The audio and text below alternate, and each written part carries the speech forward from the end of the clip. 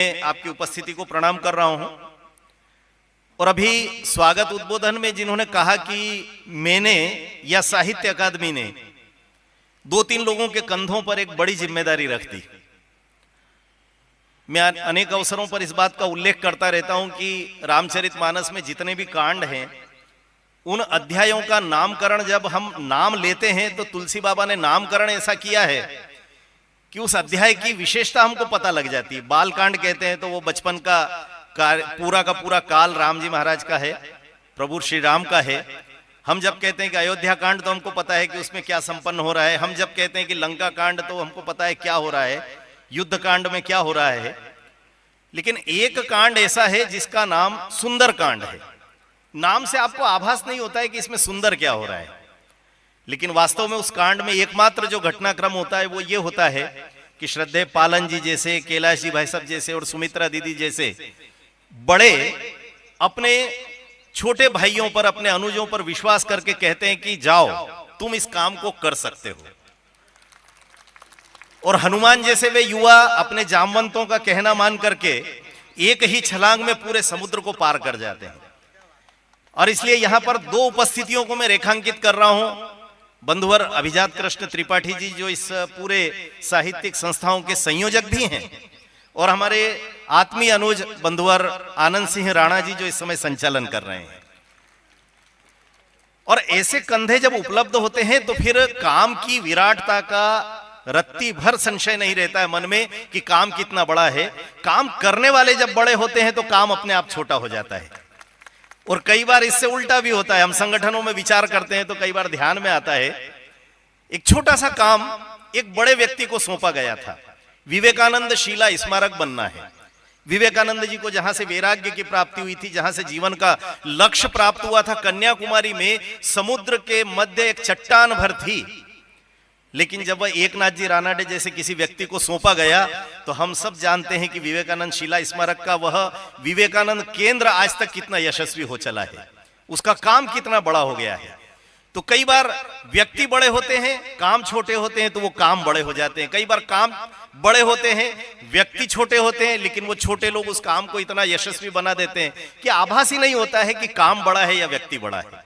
और इसलिए मैं इस उपस्थिति के साथ साथ साहित्य अकादमी मध्य प्रदेश शासन भोपाल की ओर से इस पूरे श्रोता दीर्घा का सबसे ज्यादा सम्मान करना चाहता हूं, प्रणाम करना चाहता हूं, क्योंकि इस पूरे आयोजना की सार्थकता दरअसल आप सबकी उपस्थिति से ही संभव हो पाती।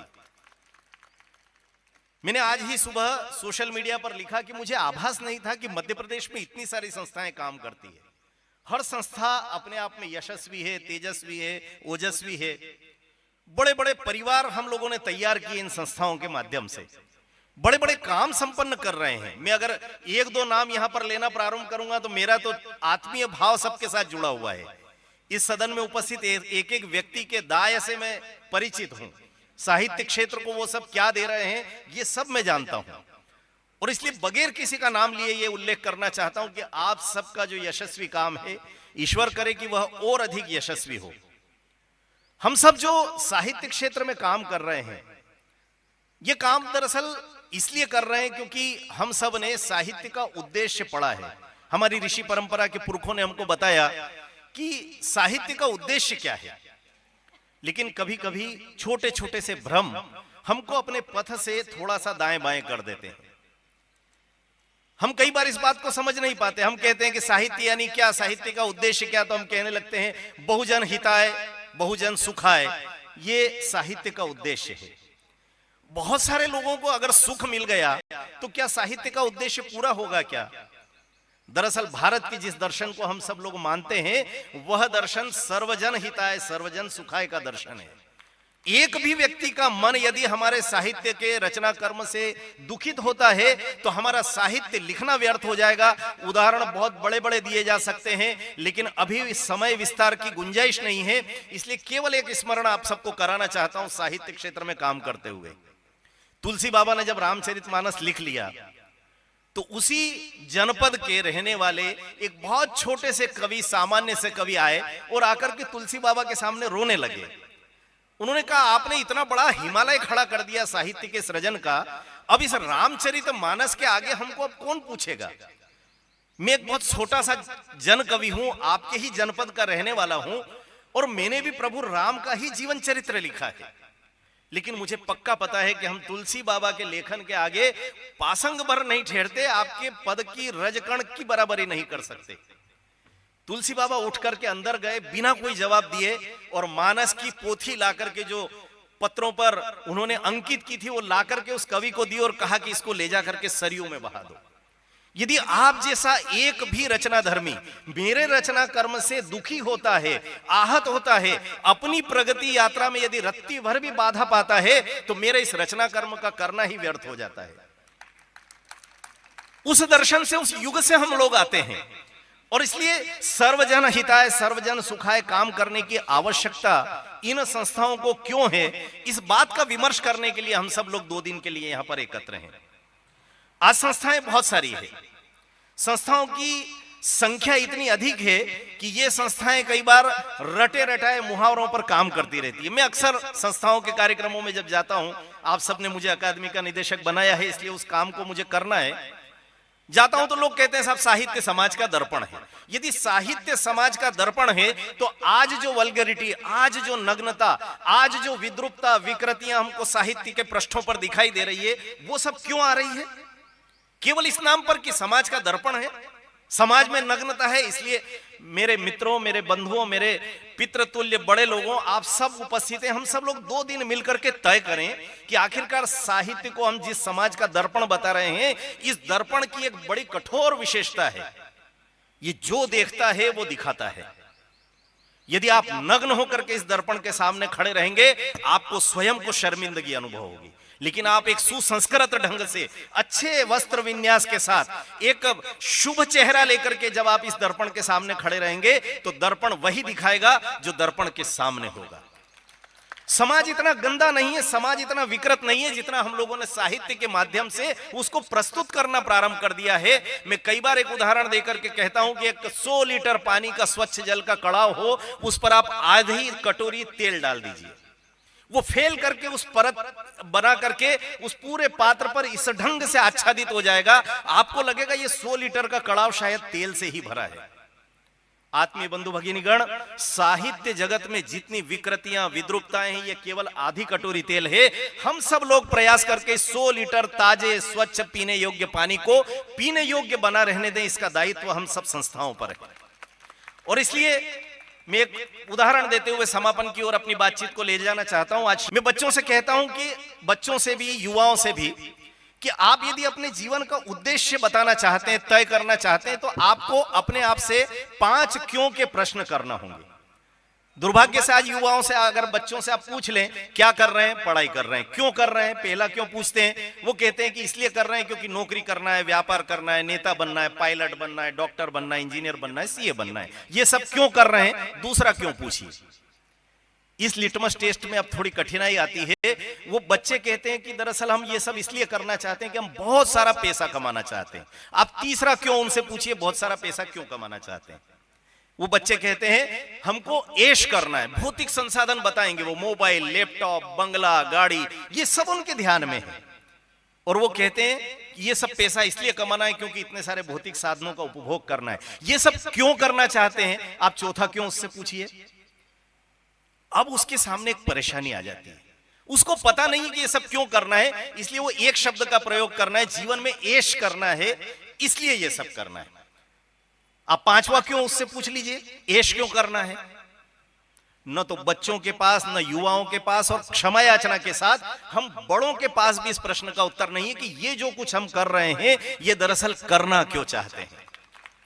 और तब एक हमारी ऋषि परंपरा के पुरखों ने हमको एक उद्देश्य देते हुए कहा था, इस ऐश को एक तरफ कर दीजिए, देश को सामने रख लीजिए, आपके जीवन का उद्देश्य तय हो जाता है।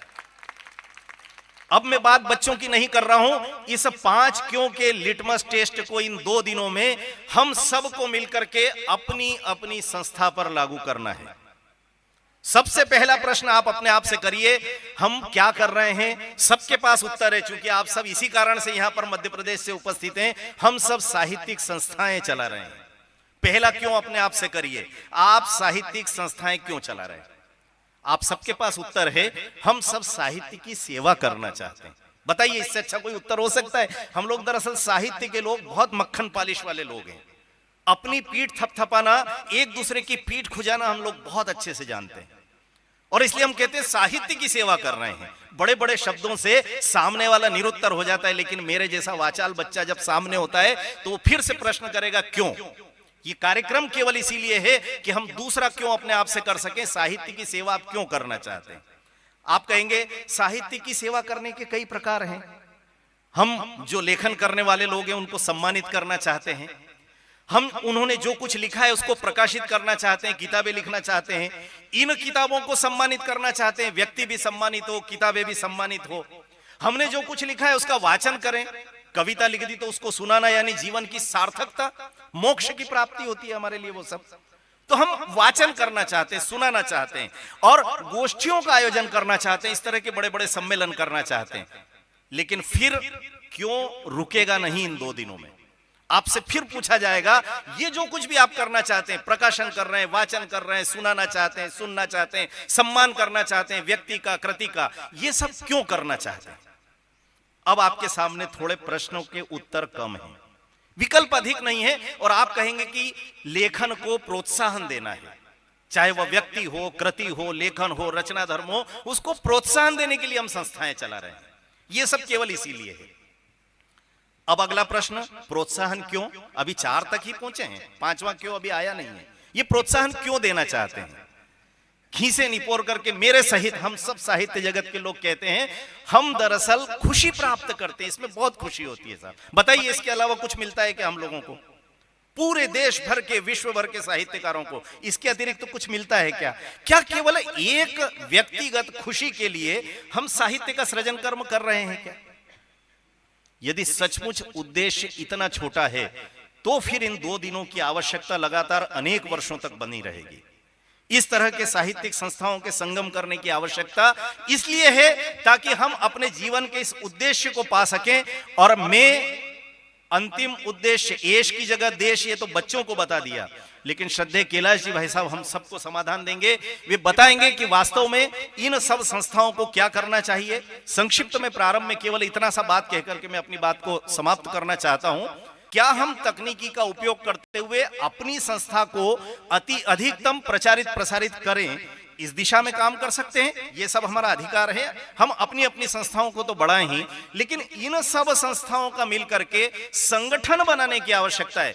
बहुत विनम्रता पूर्वक कह रहा हूं, संस्था और संगठन के बीच में बड़ा अंतर होता है। इसको हम श्रद्धेय कैलाश जी भाई साहब के उद्बोधन में समझने का प्रयास करेंगे। और हम जब संगठन निर्मित कर लेंगे तो उस संगठन की अपनी कोई लोकेशना नहीं होगी, उसकी अपनी कोई इच्छा नहीं होगी, उसको न प्रचार प्राप्त करना होगा, उसको न किसी प्रकार के प्लेटफॉर्म की जरूरत है, न उसको सम्मान की जरूरत है, न उसको प्रकाशन की जरूरत है। संगठन केवल एक काम के लिए करेगा। अभी एक संगठन के 100 वर्ष पूरे हो रहे हैं, शताब्दी वर्ष संपन्न कर रहे हैं, और वो संगठन संपूर्ण भारतीय समाज से बार बार अपने शताब्दी वर्ष में क्या कह रहा है? पूरा भारतीय समाज एक कुटुंब हो जाए, एक परिवार हो जाए। वो संगठन सामाजिक संगठन होते हुए भी कभी नहीं कह रहा है कि मेरे सदस्य बनो, मेरा काम करो, ये आग्रह बिल्कुल नहीं। संपूर्ण समाज संघ हो जाए और संघ संपूर्ण समाज में बदल जाए, इस अपेक्षा के साथ यदि एक संगठन 100 साल काम कर सकता है, तो क्या हम सब साहित्यिक संस्थाएं मिलकर के एक संगठन के साथ एक छतरी के नीचे नहीं आ सकते? अब थोड़ा सा स्वार्थी होकर के कह रहा हूं, नया संगठन बनाने की जरूरत नहीं है। ऐसा एक संगठन हमारे पास उपलब्ध है, अखिल भारतीय साहित्य परिषद। कला के क्षेत्र में यदि हम कार्य कर रहे हैं तो एक संगठन, ये प्लेटफॉर्म है, ये संगठन है, ये संस्थाएं नहीं है। जिन लोगों को ऐसा लगता है कि अखिल भारतीय साहित्य परिषद संस्था है, जिन लोगों को लगता है संस्कार भारतीय संस्था है, वे थोड़ा सा अपनी भ्रांति को दूर कर लें और हम सब लोग मिलकर के एक साथ अपनी अपनी संस्थाओं को इस एक जाजम पर ला करके एकत्र कर सके, तो इस 2 दिन के कार्यक्रम की सार्थकता होगी। आज मैंने रूपरेखा के रूप में मेरे ध्यान में जो कुछ बातें थी, इसके साथ 2 सत्र बहुत अच्छे होने वाले हैं, जिसमें आप सब संस्थाएं अपने अपने किए हुए अच्छे कामों को हम सब के साथ बांटेंगे। हम सब लोग नोट करते चलें, ये बार बार कहने की आवश्यकता नहीं है। उन संस्थाओं ने जो अच्छा किया है वो सब हम सब भी कर सकें यदि हमको वो अच्छा लगता है। केवल इतना आग्रह करते हुए अपनी वाणी को विराम दे रहा हूं। बहुत बहुत